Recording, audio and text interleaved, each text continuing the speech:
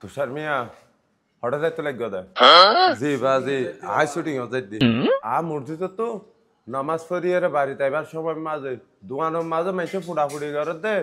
বাইরে তুষারের বাদ যার গই বাইরে আসি ভাই কি আবার করোনা ভাইরাস না হনো নয় তো আব্বা নায়ক হইতে যাইলে হতজনের নামের ঘুরাই হত ডইলা লাগে সেলিমুল্লাহ কলিমুল্লাহ যা গই লাল মিয়া হালা মিয়া হত নামের মাঝে টাইটল দে সিয়ন মিয়া খান মিয়া তো আয় গো টাইটেল লাগাই দিই দে আর নামর আগত তো ভাইরাস লাগাই দিলি দে